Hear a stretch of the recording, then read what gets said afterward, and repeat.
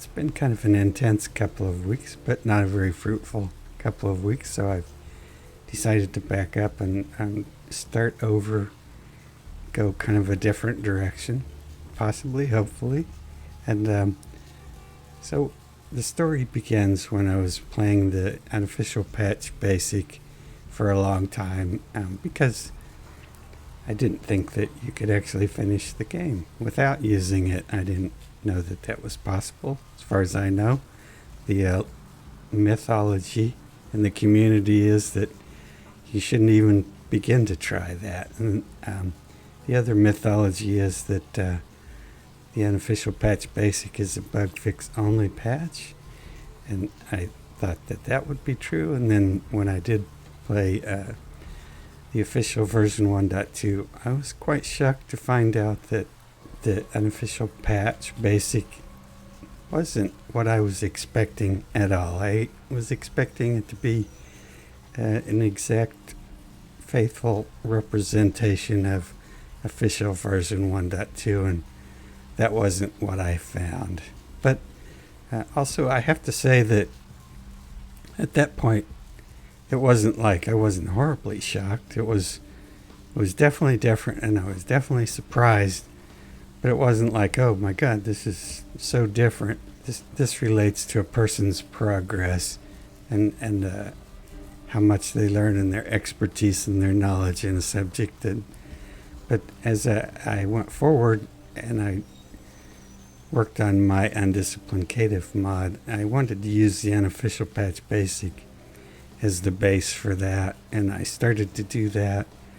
And but it turned out, and at that point I didn't have that many things that I wanted to change, but it turned out that because of the way the unofficial patch is made with the both versions, the basic and the plus, mashed together, and the scripts and everything for switching them back and forth and all the different ins and outs, like to have that on top of trying to create your own mod. Well, for most people, they don't care because they just take all of that wholesale and they're not trying to change any of that. They're just adding on top of that. So that's no problem for them. But for me, it was quite a different story. So I'm like, okay, well, this is more work than just starting from zero. But there, the unofficial patch has a bunch of a ton of changes that I like. Okay, it's really hard to give up all of those changes because those have been built up over decades. But I made the decision, okay, I'm gonna just start from scratch because that's something different and gives the players a new opportunity to experience the game. So I did that, but what I was trying to go for was that through that experience of just doing that small part of it for just the undisciplined cative mod, my experience in the game was catapulted forward quite a lot. So my experience of, okay, how much different is the unofficial patch than the official version 1.2, again, changed quite a bit just from doing that. And then when I worked on my standard mod patch, which was always the plan from the beginning, was to transition the work from the undisciplined cative into a full-blown patch. But I realized that would be an incredibly difficult undertaking, but I still plan to do it, and I have done it. But and making that, of course, catapulted my understanding further forward. And then I'm like, okay, so now I didn't start out thinking, okay, the unofficial patch is really, really different from the official. I started out thinking, okay, there's a few things, but I'm not that concerned. And then as my skills and knowledge and understanding of the game grew and grew and grew and grew, the differences became larger and larger and larger and more important to me. And that's an important distinction that I want to make here, is that everybody has got their experiences, a marker in the sand as to where they are, and their whole world is based around that experience. Plus, I mean, also you have to understand that I'm the same as everybody else starting out. My experience is not even my experience. It's just based on the mythology about the unofficial patch. You can't get by without using it, and it isn't anything but bug fixes anyway, so it doesn't matter. But the thing about people's experiences and their marker in the sand is that when you have different people and they talk about their experiences, and the experiences of their marker in the sand is really far apart, it creates big problems usually. And what do I mean by that? Well, so I watch a lot of streams, and people sometimes, not a lot of times, but sometimes people are just get fed up and they'll say, oh, I don't care anymore, I just want to cheat. How do I do that? And so all the people in chat say, well, just open the console and type in God mode. And I, for a while, like 4 or 5 times, I would chime in and say, well, it's better to use Buddha instead of God. But every time I'm met by a lot of hostility in the chat, a universal hostility, and that people are saying, no, that's wrong, ignore that person, they don't know what they're talking about. And not only hostility, but one time I'm actually banned from chat for saying that. But the thing is, person only has to open the console and test it out to see. And why would I say that it's better for a content creator to use Buddha mode? Because a lot of times people have performance anxiety, and so as they turn this on, they know they can't die. It's not possible any longer for them to die, and it sort of frees them up from that performance anxiety, and sometimes they actually manage to complete the task without cheating at all. I mean, their health bar never goes to 0 anyway, so they haven't cheated at all. They've given themselves the chance to succeed. And if it does go to 0, then who cares, But if you turn on God mode, then, you're obviously cheating. But in any case, my point is that when people have different experiences and levels of skill and knowledge and background in something, and this goes for everything in life, which I've known for a very, very long time, and it's kind of frustrating.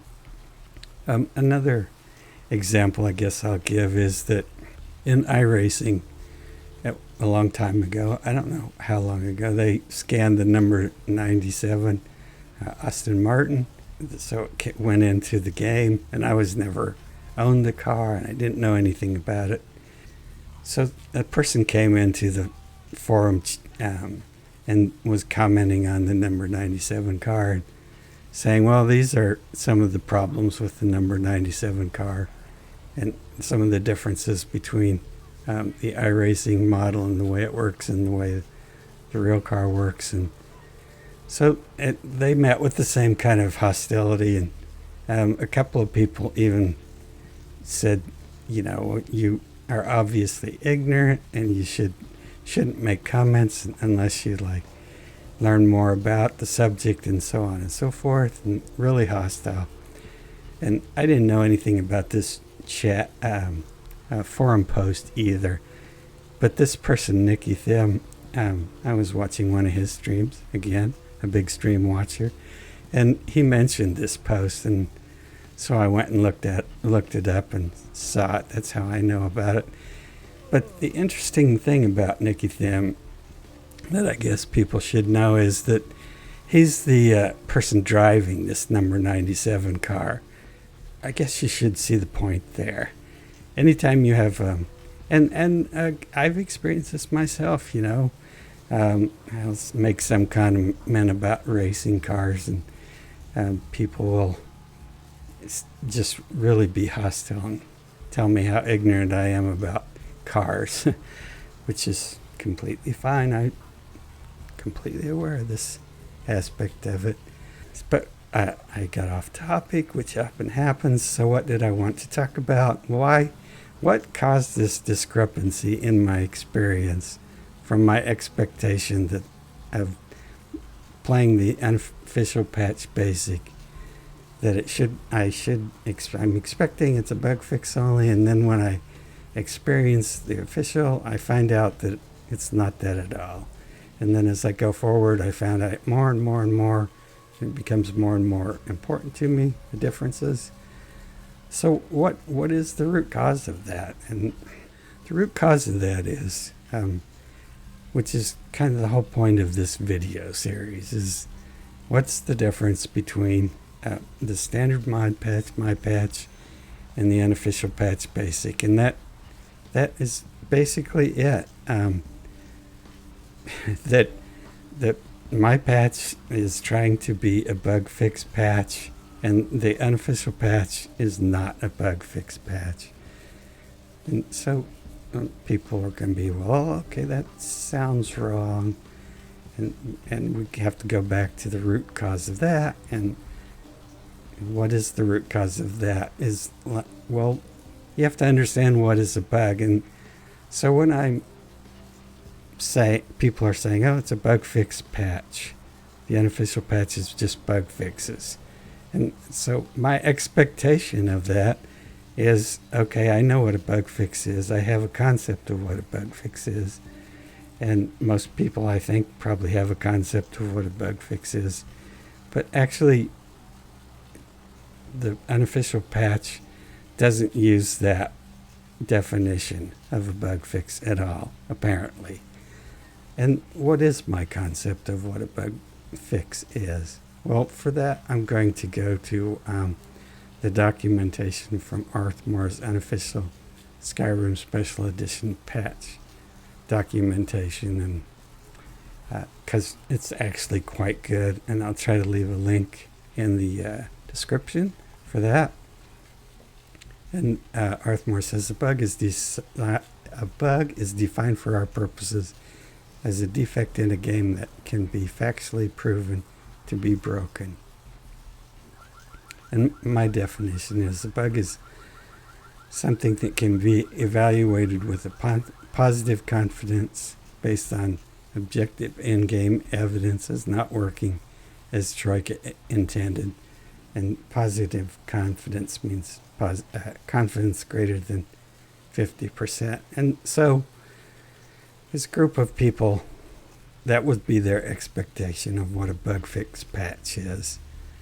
That it has to be factually proven.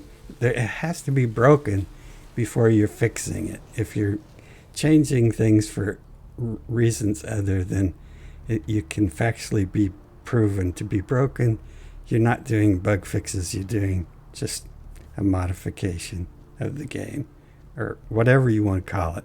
It's no longer what we would consider a bug fix. And you can call it a bug fix, and you can say, well, a bug is anything I think a bug is. If I feel like it's a bug, it's a bug. But that, for a lot of people, that's not what they would think of, and that's not what they're expecting, and that's not what they would understand. And so why do I say confidence level instead of factually? Well, because for me, there really isn't anything factual.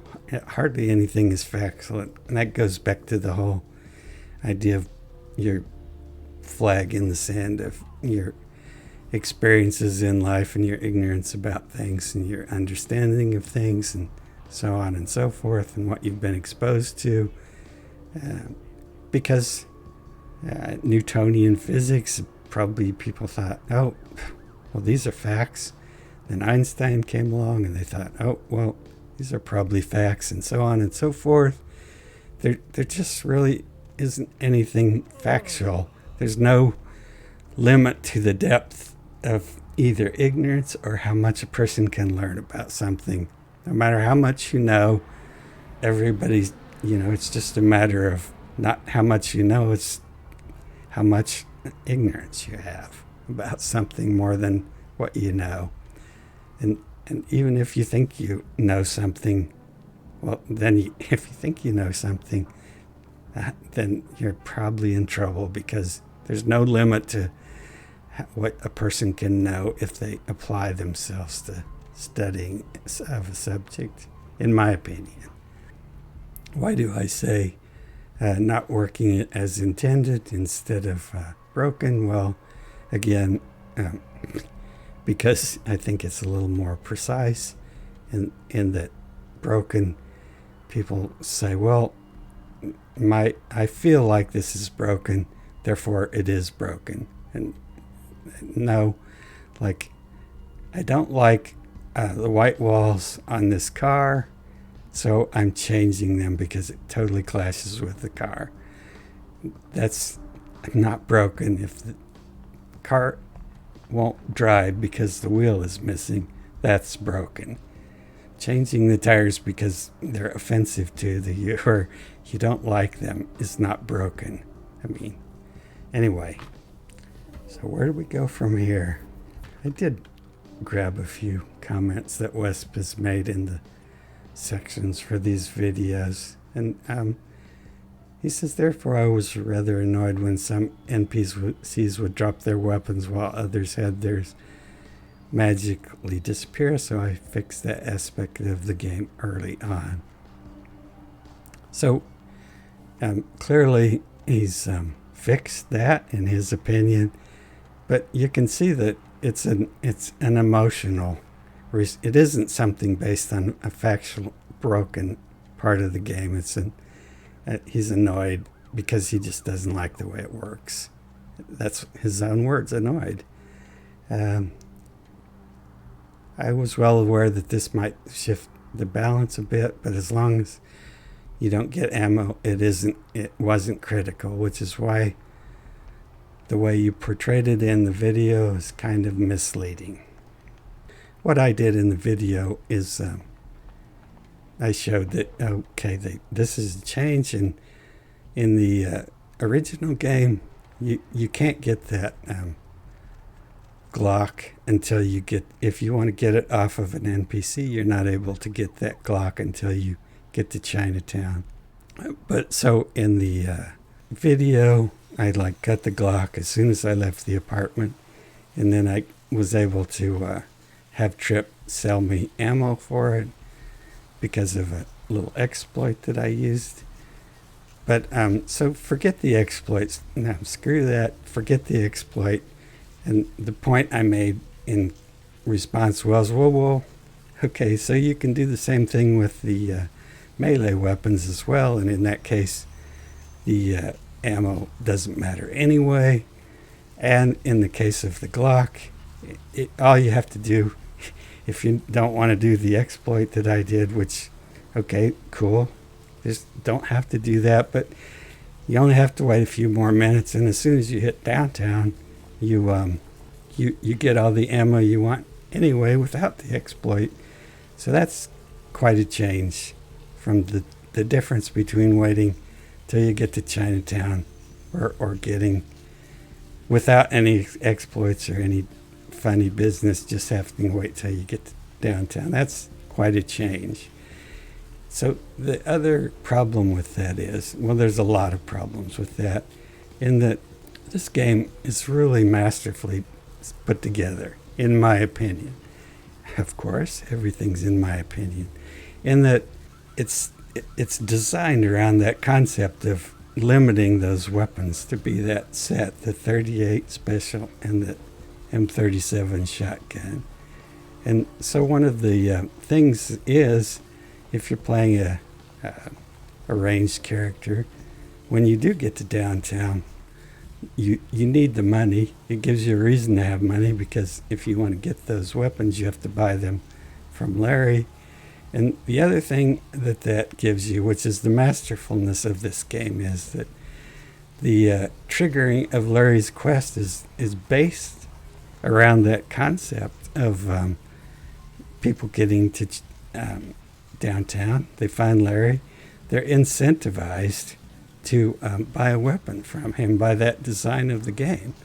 And so the whole concept of triggering Larry's quest is tied into this concept of the gun drops and how they're designed. And so you see a lot of people in UP Basic, they're like, get to downtown and they don't know how to trigger Larry's quest because they have no reason to buy weapons. Anyway, so my whole point is there that it's not, if it were just a visual change, like, okay, visually somehow we can just change the 38 special to be a Glock. If that were just a visual change, then I have zero problems with that. But it's not a visual change. It changes the whole design and function and intent of the design of the game. It changes the whole game. For a person that's super interested in that level of detail. And again, we come to the point where people have their pins in the sand at completely different places, and Wes says it's as long as you don't get ammo, it wasn't critical, and that's just, again, that's not that's just a personal opinion. That's just his personal opinion, and I don't share that at all. For me, it is a big deal, and when you're making a patch, that shouldn't be how your patch works. Your patch shouldn't be, I've changed this to be my personal opinion. Which one of the persons that left a comment on my mod page said, it's always been annoying Wes fanfics of his mod, which I thought is kind of strident, but it does get directly to the point of what I'm trying to talk about. So, like, to Wes, it's like, okay, it's not critical, and I rationalize it in this way. And of course, if that's the way he rationalizes it and he doesn't care, that's no problem. It's not critical to him, but it's critical to other people. And another comment, and yes, the weapons are still there on the model if you use them, but there is only so much illogical stuff I can stand. Last not least, this is also the reason I removed all illogical spawning of enemies out of thin air, which of course could also be said to affect the gameplay balance. Well, yeah, it could be said to affect the gameplay balance. Not could be. It dramatically affects the gameplay balance. Now I'm going to back up again, and I'm going to say, from my README, what do I say? I say I'm not making any evaluation or judgments of the original game design. I'm not concerned if it is good, bad, silly, or outdated, or so forth. If the game is working, but you do not agree with the way it is working, or you don't understand the way it works, or you think it is stupid, none of those constitute it being a bug. Those are personal evaluations of the game, if the game design should be changed, not if it is bugged. As much as everyone in the world might agree with you, with your opinion, that still doesn't make it a bug. That just makes it a popular opinion. So I go back to this idea of a bug fix patch, and the idea is, okay, my mod is I'm trying for it to be a bug fix patch, and I'm trying to be faithful to the original design of the game. It doesn't have anything to do with my personal opinions or likes or dislikes. Sometimes I hate changes, and sometimes I hate leaving things the way they are. And sometimes I love changes, and sometimes I love leaving things the way they are. Sometimes I'm indifferent, and sometimes I'm torn down the middle, and I agonize for days over, should I make this change or should I not make this change? And people can argue based on my definition of, okay, you screwed that up and it doesn't meet the 50% confidence level for this reason or that reason. And as long as they're understanding what my definition is based on, and they're explaining, giving their reasons within those guidelines of how I evaluate a bug and what a bug is, then I'm happy to look at those situations, and I have looked at those situations, and I've made a lot of changes based on people's presenting their information in those parameters. There'll always be mistakes. I'm a human being, so of course I want this to be a bug fix mod, but of course I'm going to make mistakes sometimes. I'm going to make the wrong choice, and there's really nothing I can do about that. But going forward, I hope that the mod gets better and better, of course. So anyway, that was quite an excursion. And like I said in the beginning, the whole interest in fallacies and laws of reason and dissertation has been quite a journey and quite an experience. Sometimes traumatic, sometimes frustrating, but quite a learning experience. I probably should encourage other people to take that journey, but I really can't at this point. So anyway, as always, if you've made it to this point, thank you for watching.